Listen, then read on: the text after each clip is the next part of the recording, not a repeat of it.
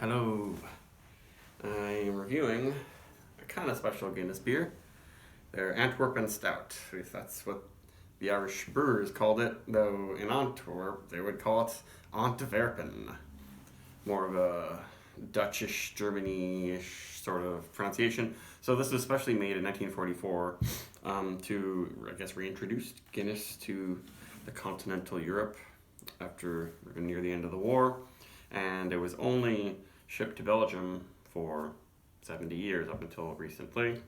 I've never had it, and apparently it's less bitter than their other beers and sweeter and bigger. It's 8%.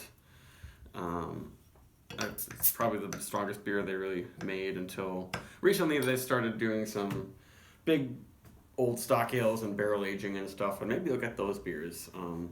Because I've found that I really like Guinness, and I think they realized that they make some pretty good specialty stouts that Americans might appreciate too, and they're shipping them over here. They also have their new brewery in Baltimore. But the Guinness style tends to be not nearly as sweet and not flavored like the really hot pastry stout style right now. But we'll see if maybe this one is a little bit different. It's supposed to be sweeter. Very highly carbonated and yeah, not very dark. I didn't chill the bottle very much. Hopefully it's chilled enough. But wow, I guess maybe they also made it extra carbonated for the Belgian audience. I haven't used this glass in a while because it's my special etched one, and it got a little bit dirty, sitting on the mantle. But that looks pretty good. But yeah, I feel like it's not even as dark as the extra stout. Maybe not even as dark as the regular draft stout. It smells a lot like Guinness. I guess it's got less char and more fruity notes, but I think it's the same yeast. It's just their yeast creates a lot of like almost cherry-like notes. Maybe cherry wood smoke. It does say roasted malt, smoked wood, dark chocolate, but I don't know if they actually use smoked malt. I'm not getting that bacony quality, nor the phenolic Band-Aid thing that I get from super smoky beers. The head is sticking around really nicely. Not that much chocolate.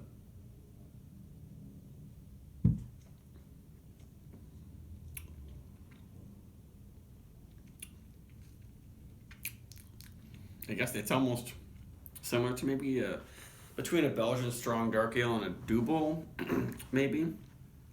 It does have that roasted malt though that is not in many traditional Belgian styles. It does make it finish somewhat dry. It's definitely not as dry as their other stouts, especially the foreign extra. That one is quite bitter and hoppy.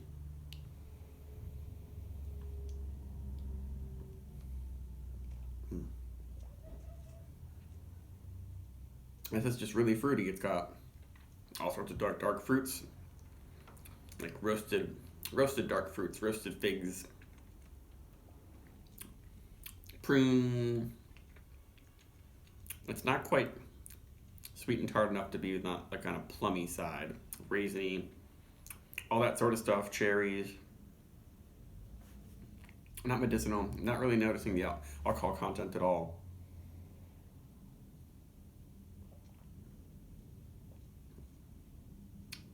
It does have some spicy hop stuff happening. I'm not sure when this is bottled. It says L912 and then some letters and stuff. I don't know if that means the 182nd day of 2019. Pretty sure the 9 does mean 2019, but of course this beer would probably be able to age okay for a couple of years. They don't tell you that it could do that, but probably. I wouldn't go 5 years or something like that. I'm sure it'd get oxidized. It's not bottle conditioned or anything like that, but a really nice head sticking around and lacing. Very well made beer, but this would be a really interesting one to try in a blind tasting. It would probably be really hard to figure out what it is.